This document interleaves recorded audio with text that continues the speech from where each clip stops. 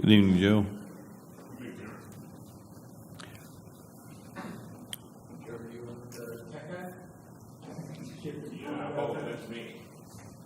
Joe, is that scotch? Is that a cup of scotch you got there?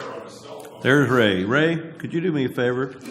Could you step up to the microphone there a minute? And Alderman Derek Ward has a question about something that's been said in the minutes from the last meeting before we approved them.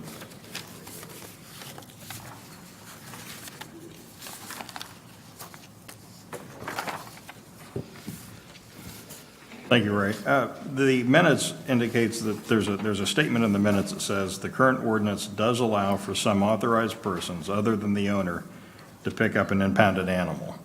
But it was my understanding, and this is also reflected 2 paragraphs up above, that the current ordinance states that only the legal owner are allowed to have animals released from impound. So I'm confused as to the conflict there.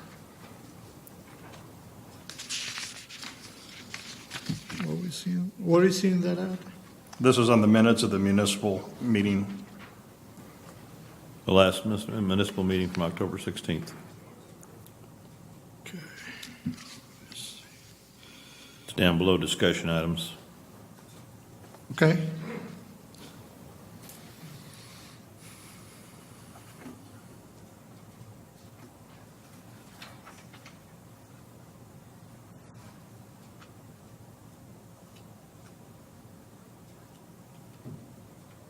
This is the third one on the bottom. Is that what you're talking about? The current community development policy requires animal to be scanned? No, the paragraph below that. Okay, the current ordinance does allow for some authorized person other than the owner to pick up and impound it. No, the current ordinance does not. Okay. So I would move that we strike that sentence from the minutes and otherwise approve them. Okay, hang on a minute here. Let's see.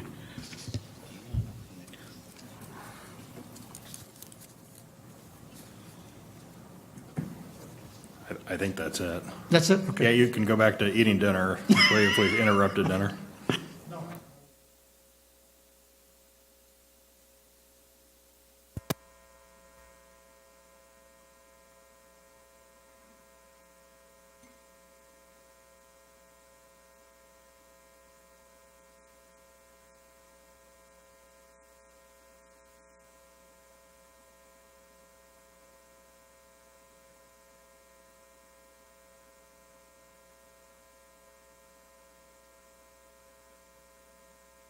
Okay, with that change made,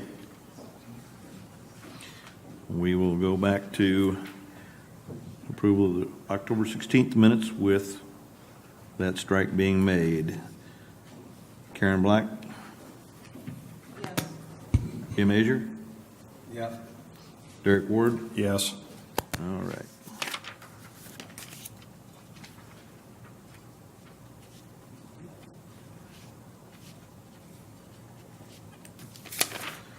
Okay, item number 1. Mr. Hodges, what do you have for us, sir?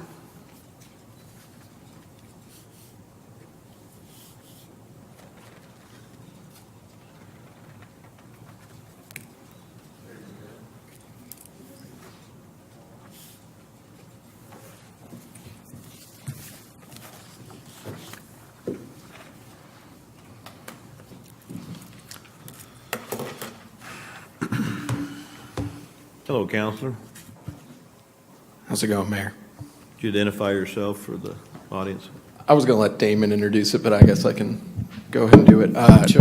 My name is Patrick Corcoran. I'm an attorney at Williams & Campo. Most of you know me from previous legal services provided to the city.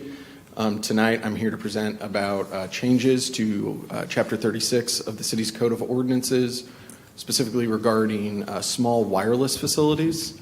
The slideshow back here kind of lead us to get into the ordinance after we kind of establish a base of understanding of small wireless facilities, the reason why they're coming, and the 5 different regulatory frameworks that we have to operate under to be able to regulate the siting of them in any way, shape, or form.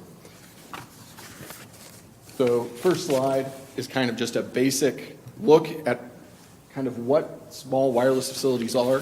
You see on the, unfortunately I can't really move around with this. If you see on the left, that represents a macro tower. These are kind of what you've always seen, the big 100-foot, 50-foot cell towers. On the right, you have a small wireless facility, which is kind of the next wave of deployment. It's 5G is kind of the catchphrase that they're using to sell these.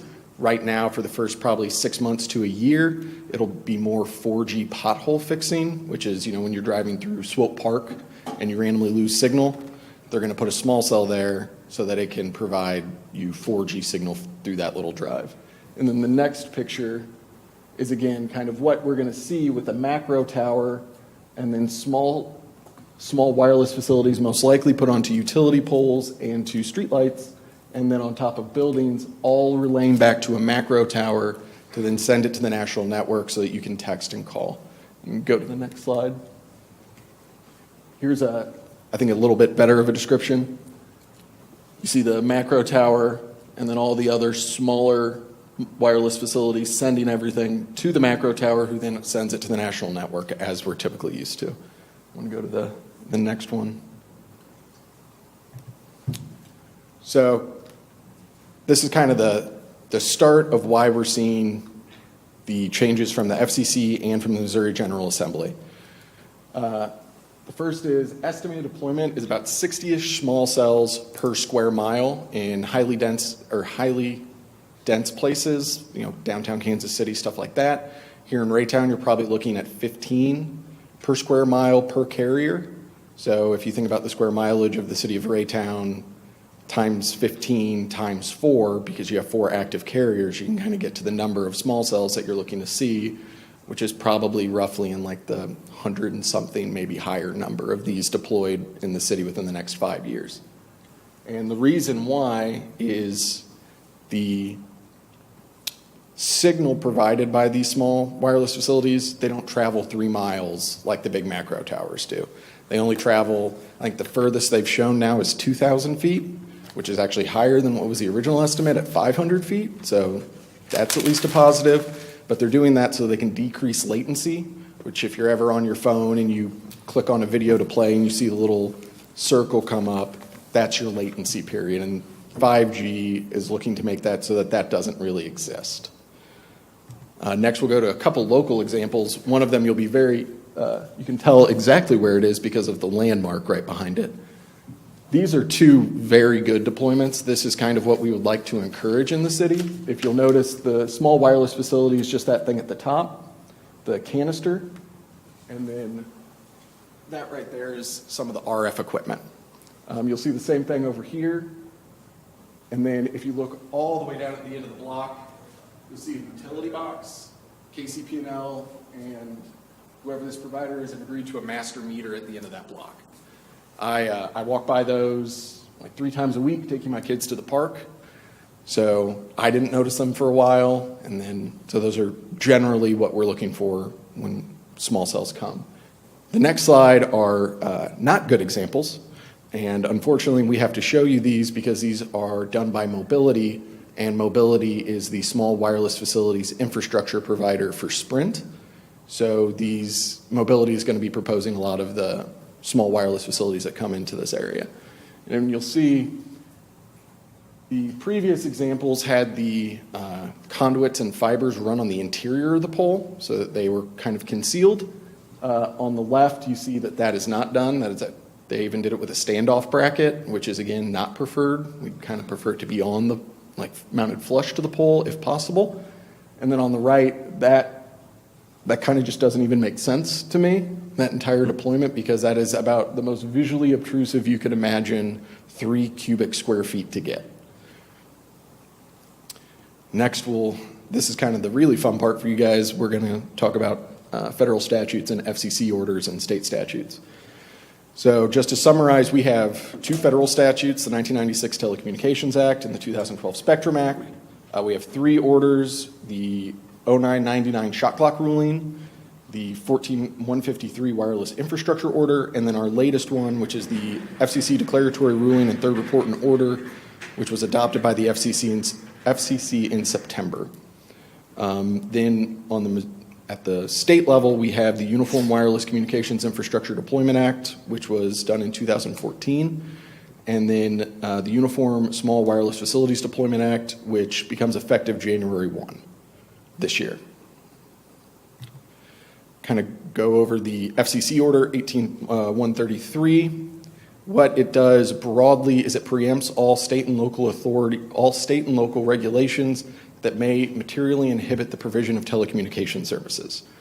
In our framework, that's actually kind of positive because the timelines and everything that was set forth by the FCC is actually less restrictive than what was set forth by the Missouri General Assembly.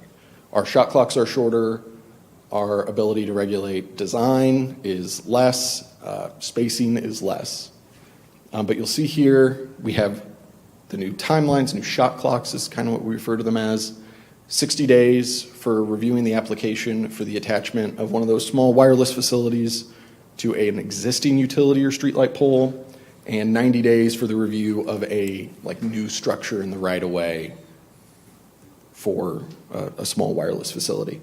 I would note that their language differs slightly from what they've previously done.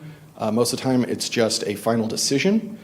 This language is a little bit broader. It essentially says that we have 60 days to review for any zoning that we might have in place, which we only have limited zoning authority under the state statutes. Building permits, electrical permits, everything has to be done in 60 days under the FCC order for essentially a pole attachment. The next slide, we get into kind of the fees. The FCC order, like state statutes, limits the fees that cities can charge. That was a kind of a big problem, predominantly on the East Coast. But again, they limited them here to non-discriminatory and represent a reasonable approximation of the locality's reasonable costs. So what does that mean? Our costs need to reasonably approximate our costs. They have to be objectively reasonable to pass those on to the applicant. And the fees can't be higher than what we charge other competitors of that applicant under similar circumstances.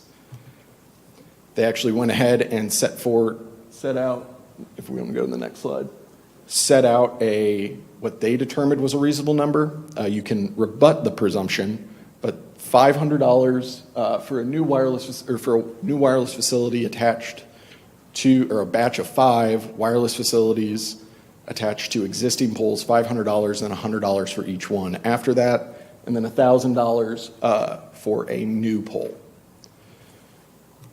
Then reoccurring fees, they set the reasonable amount at $270 per small wireless facility per year, and that includes our right-of-way access fees. Now we get into HB 1991, which is even more restrictive. HB 1991 specifically exempts zoning authority, except in limited circumstances. Under the Uniform Wireless Infrastructure Deployment Act, the city would have had the authority to require a special use permit for each deployment, which we probably wouldn't have done anyway because it would have been too burdensome. But they went ahead and just stripped that away. So now our only authority is really under building permits and right-of-way permits, which is kind of adopted into the ordinance. And then HB 1991 sets forth even stricter timelines. The FCC order does not include a determination of completion timeline. HB 1991 does. We have 15 days to review an application and determine whether or not the application is complete. And then we have 45 days to approve an application for a small wireless facility to an existing utility pole, and 60 days for the review of an installation, modification, or replacement utility pole. Application fees, again, essentially kind of tracked with it. It's $100 per small wireless facility. The FCC is a batch of 5 is $500, and then $100 after. So it's $100 per small wireless facility under the FCC order. Same here. And then $500, which is, again, $500 less than what the FCC said for new utility poles. Reoccurring fees were limited even more. If you remember, the FCC was 270, state statute is 150. And so state statute controls there. And then for the co-location to like city structures, it has to be reasonable, non-discriminatory rates, fees, and terms that we offer to wireless providers. And then the next couple slides are kind of the authority that the city retains. The first one is design. The FCC set forth aesthetic requirement, kind of a test, and it is that aesthetic requirements need to be reasonable, no more burdensome than those applied to other types of infrastructure deployments, and objective, and then they didn't put a 4 by it, but it should be 4, and published in advance. So what you were seeing previous to this was people had policies in place that were not adopted by a board or council, that were secret, that a wireless provider couldn't know before they made their application and did their design.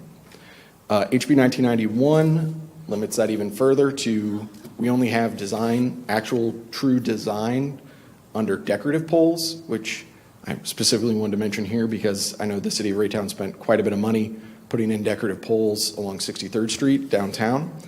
So we can require them to match the reasonable aesthetic design of those poles at their own costs, but again, that's limited to what we would have been able to do without it. And then we do not have set forth design standards that we can put in place, but we do have concealment requirements that we can have. And our concealment requirements must be reasonable, objective, and cost effective. Next, the other bit of city authority retained is undergrounding. The FCC, I don't know who was doing this, but it seems like some cities were trying to require that everything be put underground, and obviously an antenna can't really work if it's underground. So what the FCC said was you can still have undergrounding requirements, but it just can't be for antennas because that would be a prohibition of telecommunication service because an antenna doesn't work underground. They also said that the same criteria for aesthetic requirements apply to undergrounding. So if you'll think back, reasonable, no more burdensome, objective, and published in advance. HB 1991 specifically allows cities to deny small wireless applications for failure to reasonably comply with undergrounding requirements. While that's true, we still have to have a kind of waiver process at some point, which is set forth in the ordinance. And then the last one is spacing. Again, the FCC kind of punted on this and kind of left it to the same standard as aesthetic requirements, but specifically stated, it is difficult to envision any circumstance in which a municipality could reasonably promulgate a new minimum spacing requirement that in effect prevents a provider from replacing its pre-existing facilities or co-locating new equipment on a structure already in use.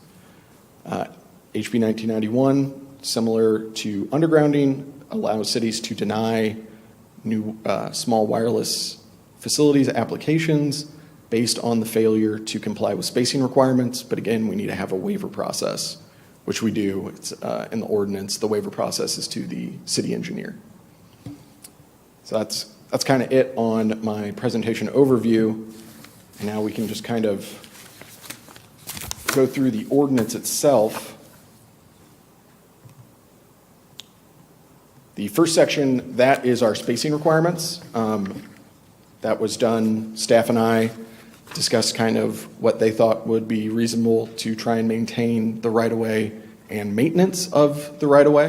It was determined that 150 feet would be a good set spacing standard so that we can still get mowers in. The right-of-way isn't just a wall of poles. It is actually... Are you done with your slideshow? Yeah. Could you turn on the lights, please? Sorry about that. Go ahead, Counselor. No worries.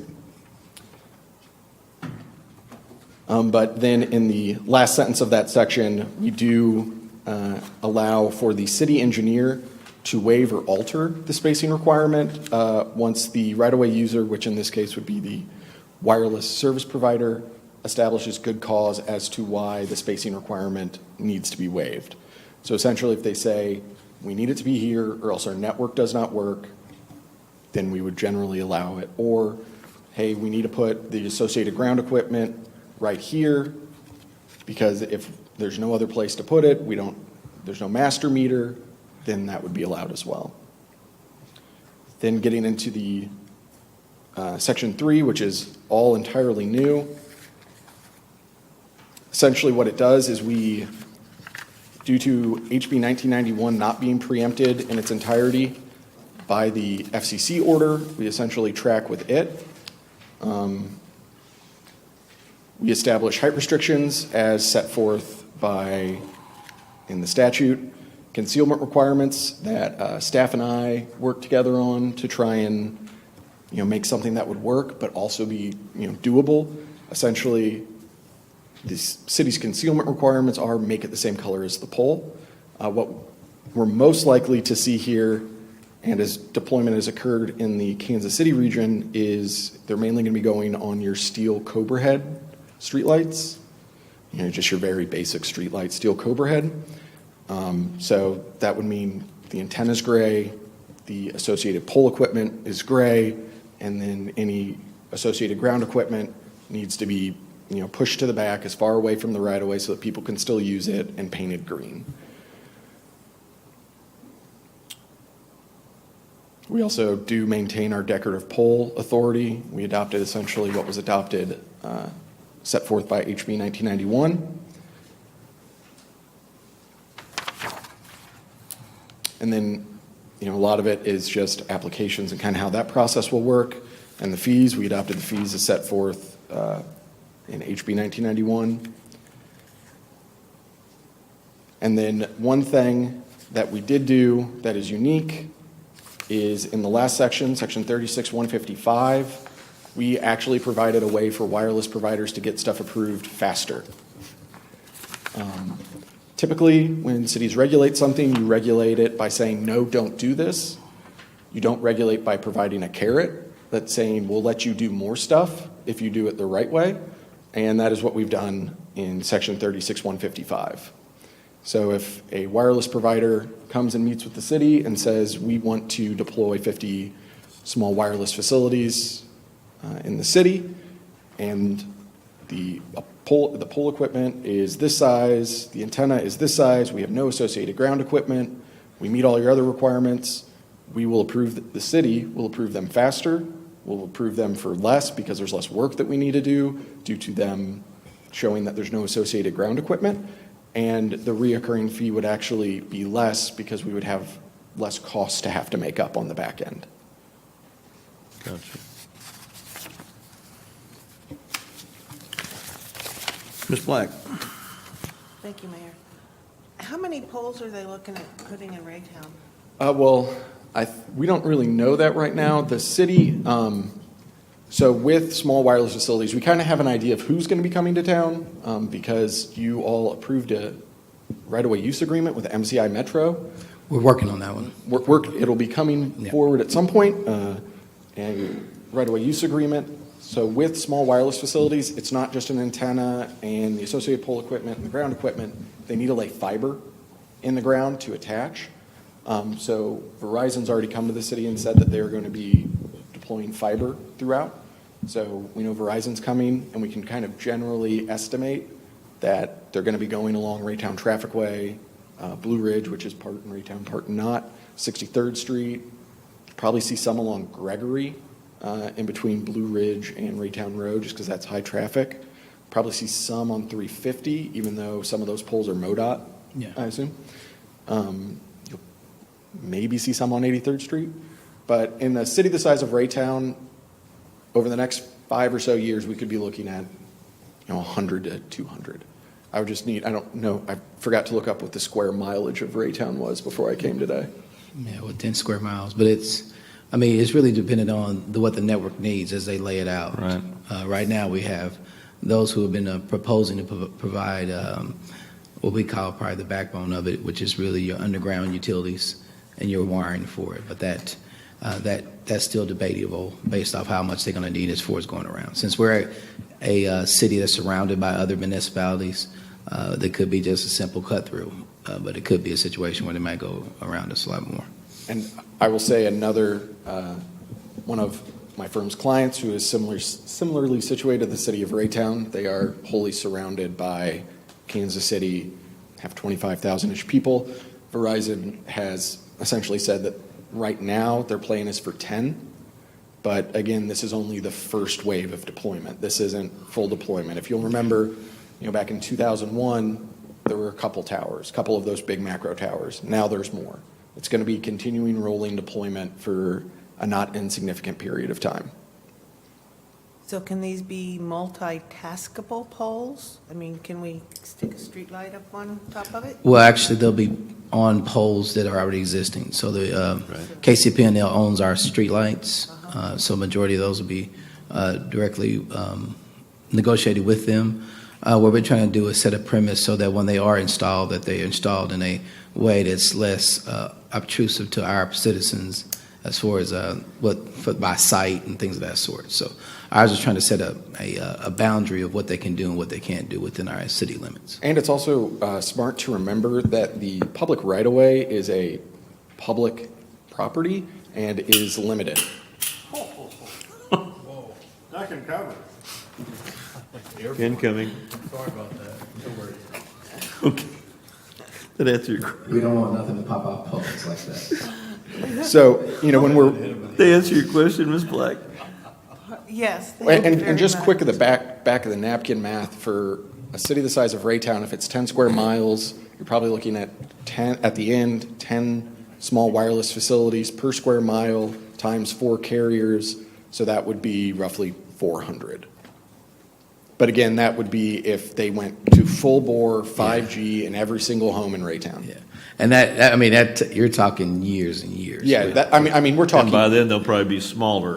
Yeah. Well, that's actually an interesting dichotomy between the FCC and HB 1991. The FCC order defines small wireless facilities as 3 cubic square feet, and HB 1991 defines them as 6 cubic square feet.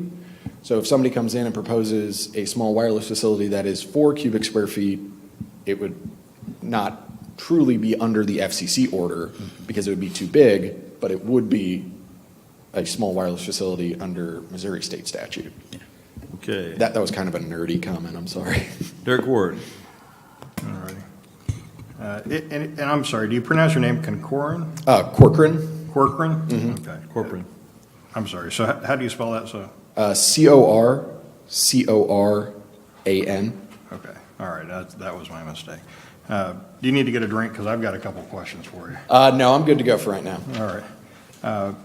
So first of all, I guess something you said at the end that kind of piqued my interest is the assumption or is the fact that these will generally be going on streetlight poles and not on power poles? What we've seen so far is streetlight specific. There's some reasons why they're not going on power poles. Specifically, the 1996 Telecommunications Act kind of exempts some electric utility poles from their order. The FCC order doesn't really state that, but there is already litigation from the utilities regarding whether or not.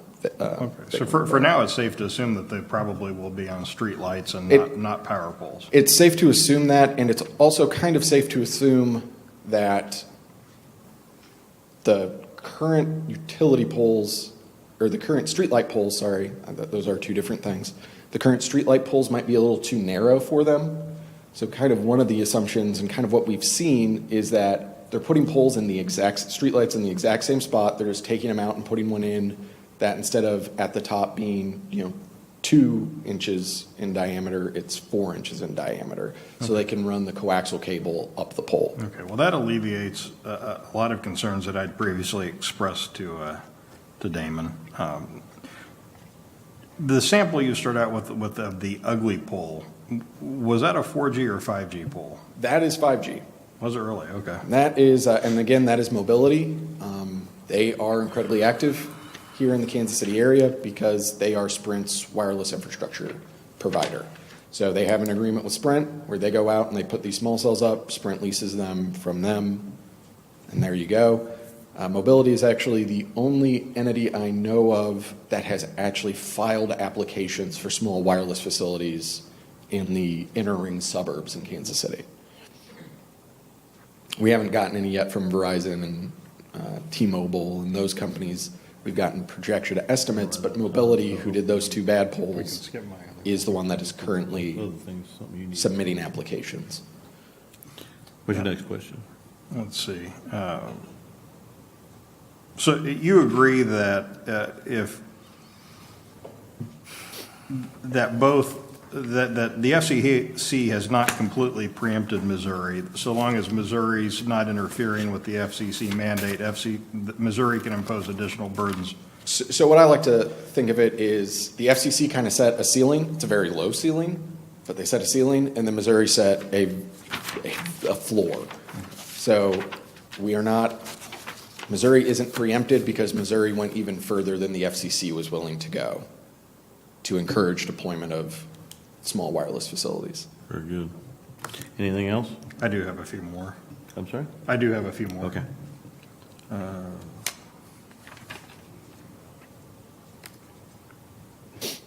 You talked about concealment requirements, but my understanding is the FCC September order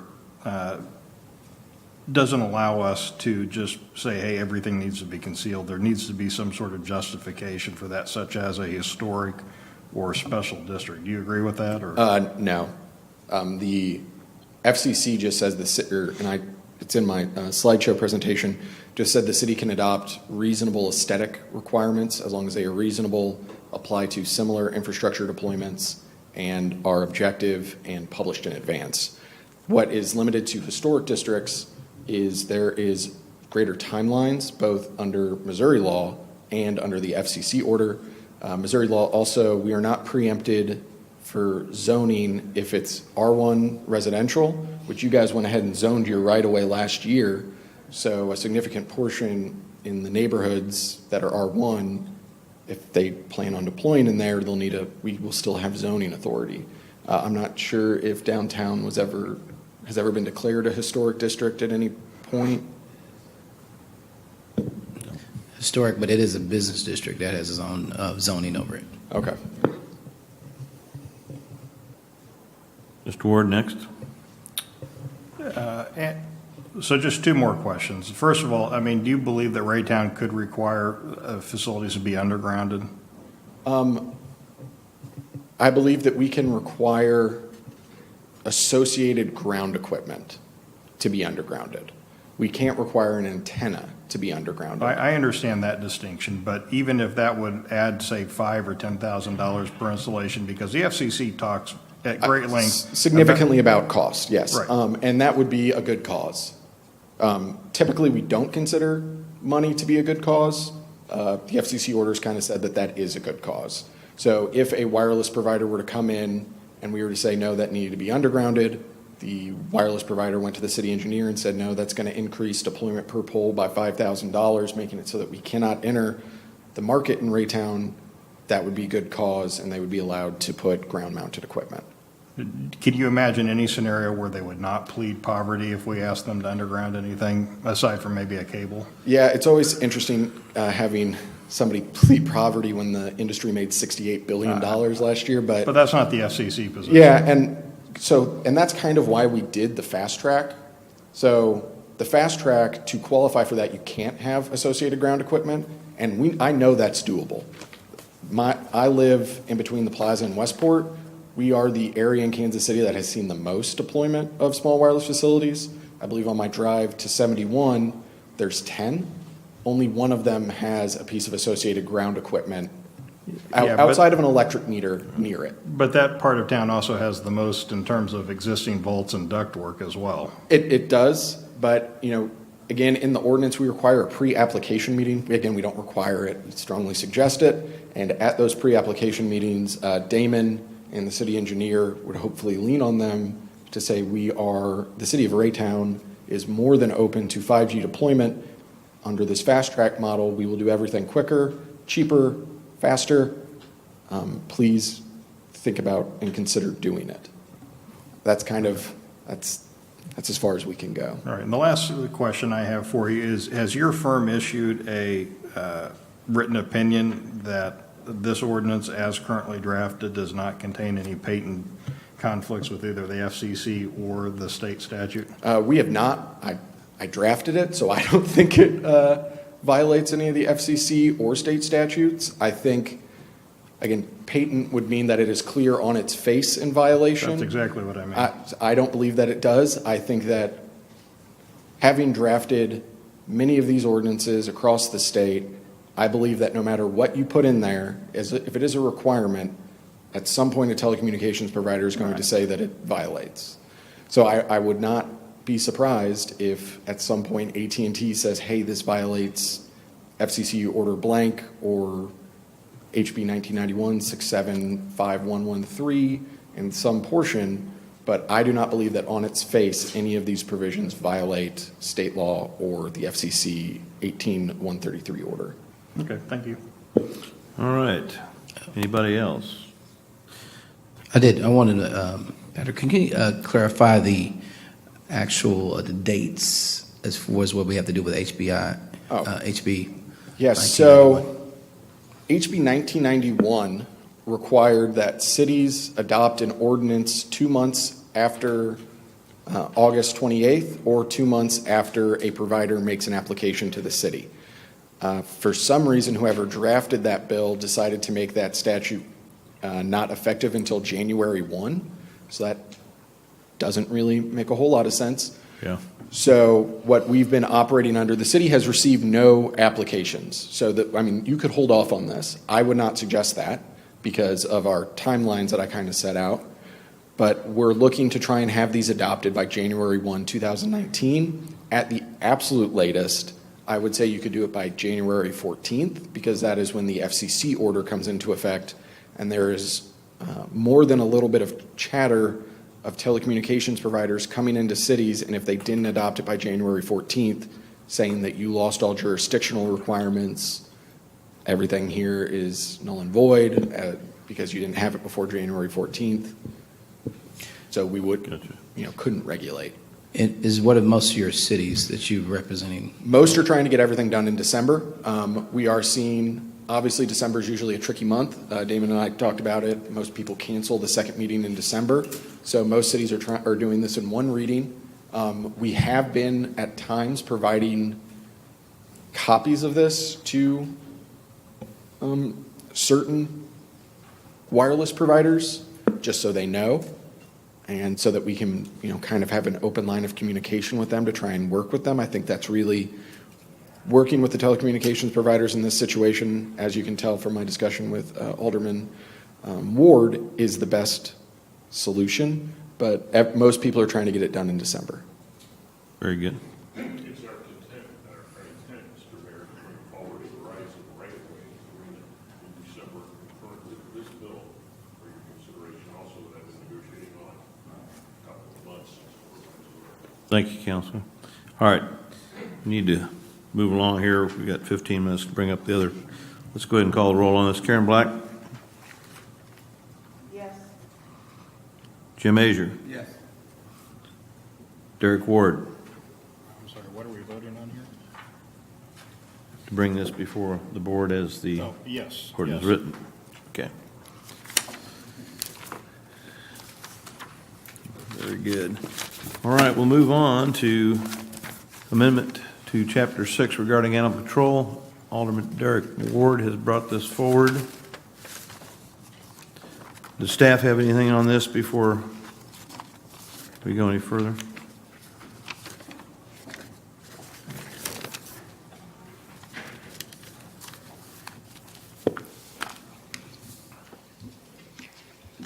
What's included in your packet was staff's understanding after talking to Alderman Ward, suggested changes, but I will defer to Alderman Ward to walk us through this and note if there's any additional modifications he would like to propose for your committee's consideration.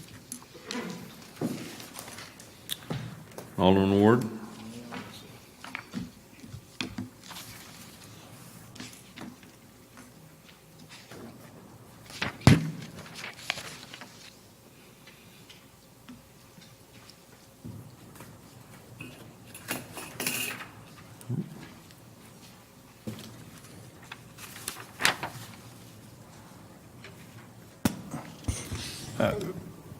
Missy, thank you. I think, given everything else we've had going on, there's still maybe one or two small tweaks I'd like to work with you on, but I think that we've gotten 90% of the way there, so I'd like to just have the committee move this forward, and I think you and I can probably work together to resolve the one or two outstanding things that I admit I have not had a chance to get back to you on yet. Okay. Am I clear in understanding your intent with some of the majority of these changes is to provide an owner an option to claim their impounded animal should they be out of town or unable to personally come in and claim that animal from us or from our veterinarian of contract? Sure, so I can walk through the basic gist of these changes. I thought we'd already done that before, but I'm happy to do that again. So the first page of the changes, I think this is under C. This is exactly what you stated, and I think the scenario that we discussed at the last meeting was if, for example, I had boarded my animal with a local vet on vacation for some reason, perhaps no fault of the vet with whom I boarded the animal, that animal escaped, was then impounded.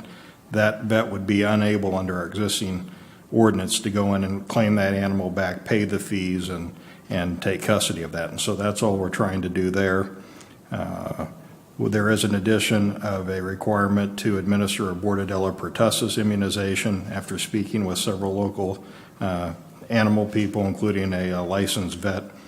They mentioned that the other immunizations that we often like to get the animals would not have any sort of measurable impact during the 5 or 10 day period these animals are impounded. However, Bordetella pertussis is extremely contagious and does have a relatively quick effective period. So if they administer that on intake, the animal would likely be showing signs of an improved immune system or an immune response to that infection within a matter of a day or two. And everybody agreed that that would potentially save the lives of many animals and potentially even save the cost of treating those animals or euthanizing those animals on the city's dime. And then finally, there was just some changes to codify what I understand is largely the existing city practice of trying to reunite animals with their owners, with just a small change that also specified that they would send an email with a link to the existing Facebook or other social media posts to the local vets as just an additional step to try and encourage more returns of those animals. And on the letter D, the reason staff has put in there effective October of 2021 is for that Bordetella shot is because our current contract with our Midwest Rescue, that is when that term expires, and their current contract with them requires them upon taking an animal that's being released because it's been abandoned for them to give those animals the necessary shots. This is not a requirement right now within the current contract with Raytown Animal Hospital, and so we would be in conflict with our current contracts between those two parties. If it were to be passed immediately, we would have to do changes in the contracts and things of that nature, so it was recommended by legal counsel that we make it so it's effective when we are in the preparation for letting new contracts with both entities. Yeah, I have no problem with that. If Mark was willing to do an contract amendment, would the city have any heartburn about that? I think that would be up to your colleagues, whether they're wanting to transfer the current cost of one contract to another party. We'd have to talk to both parties. But I understand the logic of your change, and I think that makes perfect sense. Okay. Ms. Black? Thank you, Mayor. Missy, when is the contract up for renewal? We're currently in the 2-year renewal period with Raytown Animal Hospital, so that will end in 2020 with them. Midwest Animal Rescue, actually, his contract goes a year further than Raytown Animal Hospital does. Okay. So when is Midwest? Midwest actually ends with us in 2021. Okay. Raytown Animal Hospital is in 2020. All right, thank you. Anybody else? All right. Karen Black?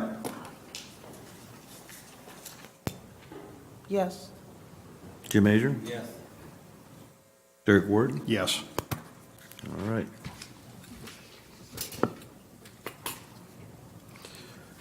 And I believe that's all we had. Next tentative meeting date and time are December the 18th, 2018 at 6 PM. And I will ask for a motion for adjournment. I will so move. Mr. Ward, Ms. Black, all yay for adjournment? Yay. Anybody against? Hearing none, we are adjourned. Yes. You're late. Three people present and 4 votes to adjourn.